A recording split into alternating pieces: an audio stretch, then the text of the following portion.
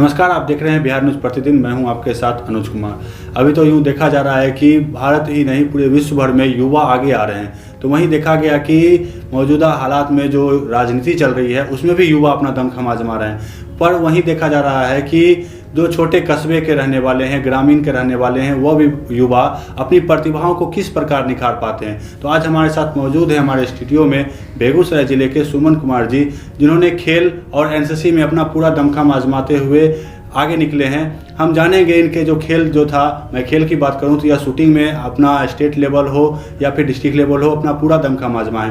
पर इनका यह चुनौतियों भरा सफ़र किस प्रकार से चला और किस प्रकार इस खेल को इन्होंने आगे बनाए रखे हैं और आगे बनाएंगे, हम इन्हीं से बात करेंगे और जानेंगे। तो आप हम सबसे पहले आपका स्वागत है हमारे चैनल में। और सबसे पहले आप अपने बारे में बताएं कि आप कैसे शुरुआत किए थे इस चीज़ का। प्रणाम, मैं सुमन कुमार घरीनियार। मैं सबसे पहले एनसीसी में एडमिशन करवाया था। एनसीसी के माध्यम से हमें ऑल इंडिया थल सेना कैंप न्यू दिल्ली जाने का मौका मिला था जी, जिसमें हमने सिल्वर मेडल हासिल किया। उसके बाद हम एनसीसी शूटिंग के बारे में काफ़ी जानकारी हासिल किया और मैं जब बेगूसराय वापस आया तो पता किया कि राइफल शूटिंग के लिए कोई क्लब उलब है या नहीं। तो बेगूसराय डिस्ट्रिक्ट राइफल एसोसिएशन के बारे में हमको पता चला, जो उसका ये सेक्रेटरी थे अध्यक्ष एसपी सर रंजित मिश्रा। मैंने उनसे बातचीत किया और सर बोले प्रैक्टिस करने के लिए और मेरा ट्रायल लिए। देखे कि अच्छा कर रहा है तो फिर उन्हीं के माध्यम से मेरा उसमें एडमिशन हुआ जी। तो आप जब वहाँ यानी कि शुरुआत आपका एनसीसी से हुआ, उसके बाद आप जब एनसीसी से सिल्वर लेके आए थे अपने ज़िले में, जब आप वापस आए तो आप बेगूसराय ज़िले के पुलिस लाइन में सर रंजीत मिश्रा के द्वारा जो क्लब चलता था, जो आयोजित होता था, उससे आगे किए। उसके बाद आपका सफ़र किस प्रकार से रहा, कैसे आप आगे फिर स्टेट लेवल पे पहुँचे? उसके बाद लगभग 2 साल हमको वो सब समझने में लगा। 2 साल समझने के बाद हम 2018 में ये बिहार रेजिमेंट दानापुर पटना में आयोजित हुआ था 29वां जो आर्मी की कैंप है। हाँ, 29वां बिहार स्टेट शूटिंग चैंपियनशिप। उसमें हमको बेगूसराय डिस्ट्रिक्ट राइफल एसोसिएशन के द्वारा भेजा गया, जिसमें हमने गोल्ड मेडल हासिल किया। उसके बाद मैंने 2019 में फिर बेगूसराय डिस्ट्रिक्ट राइफल एसोसिएशन से भेजा गया, जो ये BMP 5 पटना में आयोजित किया गया था, जिसमें मैंने सिल्वर मेडल हासिल किया जी। उसके बाद आपका जो है, जैसे आपने बताया कि जिस क्लब को आप ज्वाइन किए थे बेगूसराय में, वो क्लब आपको कब तक और कितना दूर तक आपके सफ़र में साथ रही? वो अभी जब से हम उस क्लब में जुड़े हैं तब से लेकर अभी तक मैं उसी क्लब से खेल रहा हूँ और मेरे साथ हैं। और इस गेम मैं ये बोलना चाहता हूँ कि यह महंगा गेम है, जो पहले हमको बिल्कुल पता नहीं था कि ये एक महंगा गेम है जी।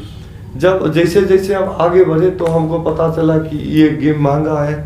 ये गेम खेलने के लिए अपना पर्सनल राइफल होना चाहिए, प्रैक्टिस के लिए गोली होना चाहिए, किट होना चाहिए, जो लाइसेंस के लिए राइफल का ये लाइसेंस होना चाहिए राइफल के लिए।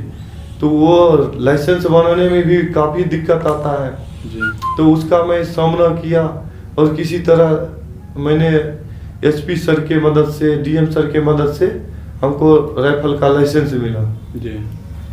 तो उसके बाद जब लाइसेंस मिला, आपने जैसा बताया कि यह बहुत महंगा गेम है, तो ये सब जब खर्च उठाया जा रहा था, वो जिला स्पोर्ट्स से या कोई संस्था कर रही थी या खुद से कर रहे थे? ये कोई जो मेरे मित्र थे वो व्यक्तिगत रूप से मेरा मदद समय समय पे करके उनके द्वारा ये मदद किया जाता था, जिससे मैं प्रैक्टिस करता था और मैच के लिए आगे भाग लेता था। उसके बाद आप कहाँ पहुँचे और किस प्रकार की आपकी शूटिंग रही, टाइप्स ऑफ शूटिंग क्या रही आपकी?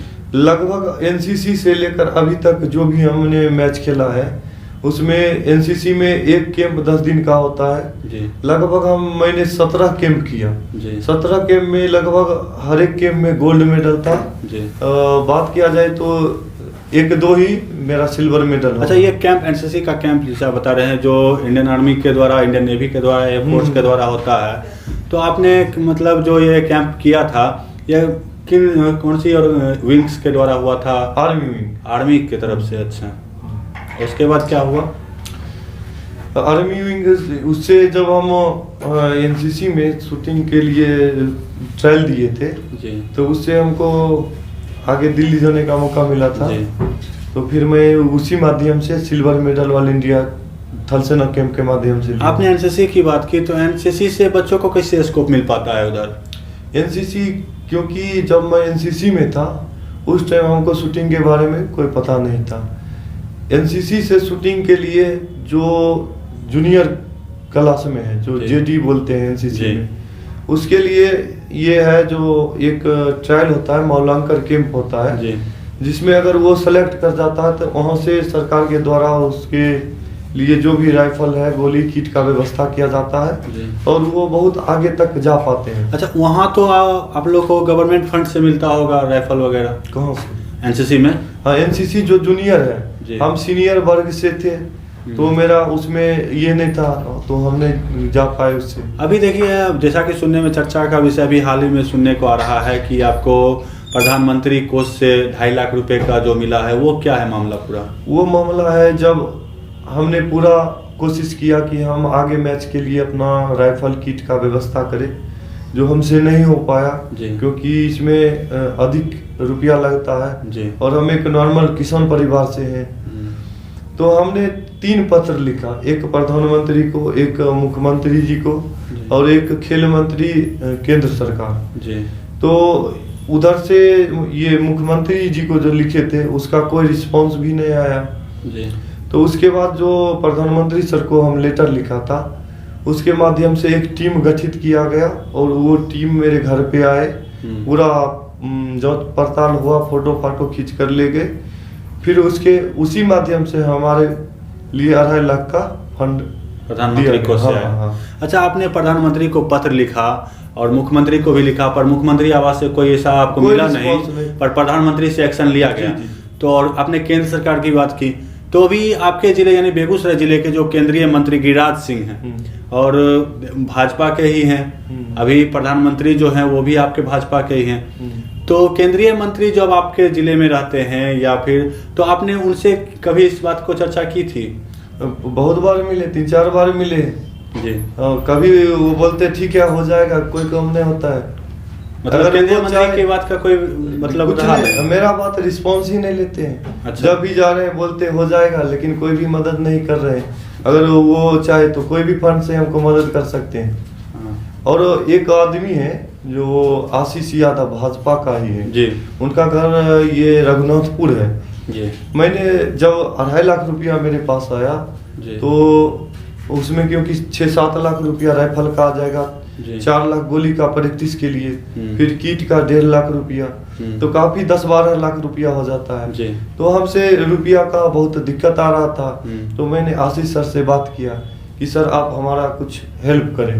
जी। तो वो हमको अपने घर पे बुलाए। जी तो घर पे जाकर हम बोले कि सर आप हमारा मदद कीजिए, या आप पार्टी उटी में है कोई फंड उनसे मदद करवाइए। जी वो हमको बोले कोई मदद के लिए कोई फंड की आवश्यकता नहीं जी। है। वो व्यक्तिगत रूप से हमको 2 लाख रुपया का मदद आशीष की। जी दिए। हाँ, आशीष सर। अच्छा, आपने बताया कि गिरिराज सिंह के पास आपने बताया था पर कोई रिस्पांस नहीं मिला, पर बेगूसराय जिले में और भी जनप्रतिनिधि हैं, क्या कभी आपने उनसे कभी चर्चा की थी अपने इस खेल के बारे में? लगभग हम जिससे कांटेक्ट था जी। हम वो व्यक्ति से संपर्क किए, जी। लेकिन कुछ ऐसा व्यक्ति हैं कि उनको स्पोर्ट में कोई ये है जो जनप्रतिनिधि हाँ हैं। हाँ, वो कोई लगाव है नहीं, वो अपना राजनीति करते हैं, उसमें विश्वास रखते हैं। जी वो इस बात को बहुत छोटी बात समझते हैं जी। और हम इसको बहुत बड़ी बात समझते हैं, क्योंकि हमने स्टेट लेवल पे भी अगर गोल्ड लिया है वो अपने बदौलत, वो बड़ी बात हम समझते हैं जी। क्योंकि अगर कोई आज छोटा खिलाड़ी है, वो जब प्रयास करेगा वो कल बड़ा खिलाड़ी बनेगा, ये कोई मतलब नहीं है। अभी अगर हम स्टेट लेवल पर हैं, गोल्ड लिए हैं, तो उतना रिस्पांस नहीं आ पाता। अगर हम कल ओलंपिक जाए तो बहुत रिस्पांस आएगा, लेकिन अभी मदद का तो विषय अभी है, क्योंकि अगर मेरे पास राइफल किट गोली प्रैक्टिस के लिए नहीं मिलेगा तो फिर हम आगे जाएंगे कैसे? बिल्कुल सही। जैसा कि पॉइंट तो अभी है, लेकिन अभी कुछ जो समाज सेवी आदमी है जी उनके द्वारा हम हमारा समय समय पे कुछ मित्र के द्वारा मदद किया जा रहा है, अभी भी कर रहे हैं।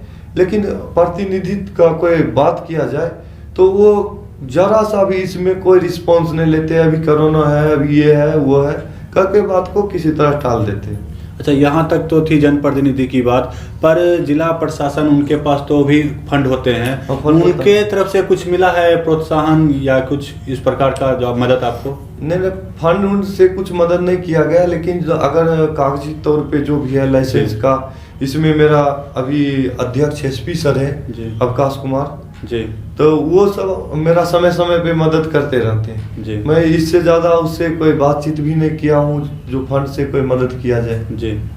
तो मतलब अभी के जो मौजूदा एसपी हैं अवकाश कुमार, वो आपको पूरा मदद करते हैं? पूरा समय समय पे जो भी कागज पत्र हेन टेन रहता है तो वो उनसे बातचीत करते हैं और मेरा काम पूरा हो जाता है। जैसा कि आपने शुरुआत में बताया कि ये शूटिंग जो है सबसे महंगा गेम है, पर अगर जो बिहार ही नहीं किसी भी कस्बे का अगर जो युवा उसकी प्रतिभा हो, वो इस प्रतिभा को फिर कैसे आगे निकालना चाहेगा या किस प्रकार से वो अपनी इस प्रतिभा को सामने ला सकता है? स्टेट लेवल हो या नेशनल हो या किसी भी लेवल पे अपने आप को कैसे वो पहुंचा पाता है, उसके बारे में पहले बताएं। सबसे पहले अगर उसका इरादा पक्का है तो वो उसको कोई बाधा नहीं रोक सकता है जी।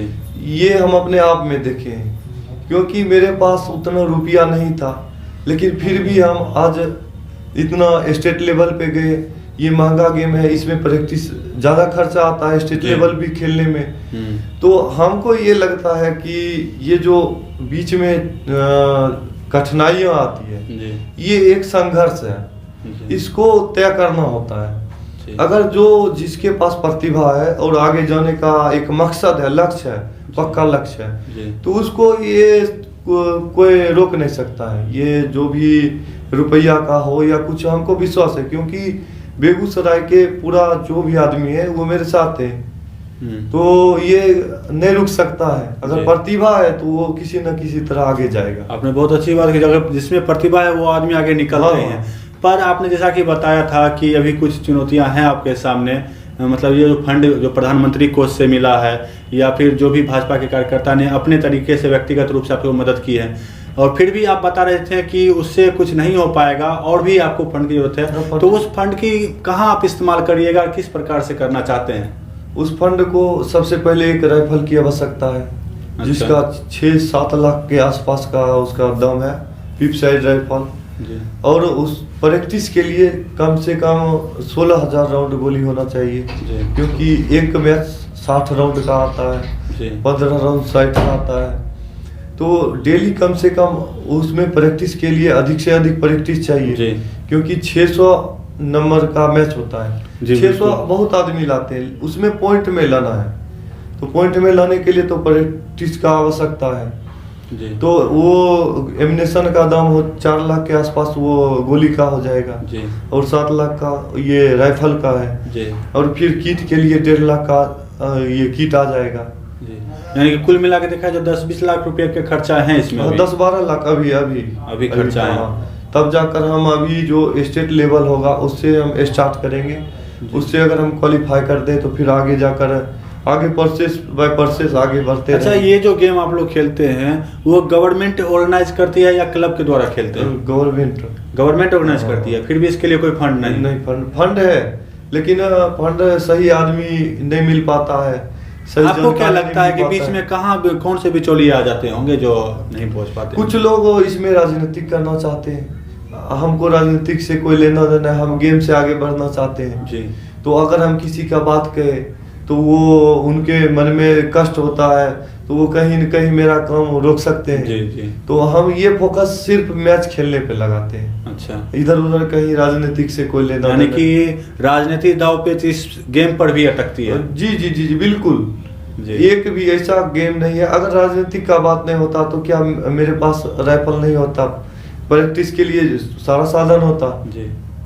किस रेंज की आप लोग फायरिंग करते हैं, मतलब जो शूटिंग करते हैं वो किस रेंज पर, कितना रेंज पे आप लोग करते हैं? हम 50 मीटर राइफल शूटिंग में है जी। इसमें 25 मीटर का भी होता है, एयर राइफल का होता है, फिर 100 मीटर का होता है, तो ये सब मतलब 300 मीटर का भी है, लेकिन ये सब यहाँ पर रेंज नहीं है। और बेगूसराय में अच्छा रेंज है 50 मीटर का जी। चलिए, आपका धन्यवाद। आपने देखा कि किस प्रकार से एक छोटे कस्बे को प्रतिभा जब उभरने आती है तो किस प्रकार से राजनीति चुनौतियां उनके सामने आ जाती है। फिर भी इन्होंने सबसे बेहतरीन बात कही, जिसमें प्रतिभा होगी वह सब चुनौतियों को चीरता हुआ आगे निकलेगा। जिस प्रकार दीपक अंधकार में अपना जगह बना ही लेता है, उसी प्रकार प्रतिभा जो है वो उज्जवल होगी ही। और साथ ही साथ इन्होंने यह भी कहा कि किस प्रकार से इनको जनप्रतिनिधि के द्वारा जो मदद मिली है या किस प्रकार से जनप्रतिनिधि एक कस्बे के युवा को कितना मदद कर पाते हैं। साथ ही साथ मैं बता दूं कि अभी इनका प्रधानमंत्री को से 2.5 लाख रुपए का फंड आया है इस गेम को आगे बढ़ाने के लिए। तो आपने देखा कि कैसा रहा इनका सफ़र, कैसी चुनौतियां भरी सफ़र रही। ऐसी ही रोचक और भी बातें जानने के लिए हमारे साथ बने रहिए बिहार न्यूज़ प्रतिदिन पर। मैं आपको लगातार दिखाऊंगा कि क्या है ग्राउंड लेवल की बात, क्या है ज़मीनी स्तर की बात। देखते रहिए बिहार न्यूज़ प्रतिदिन। मैं हूं आपके साथ अनुज कुमार। नमस्कार।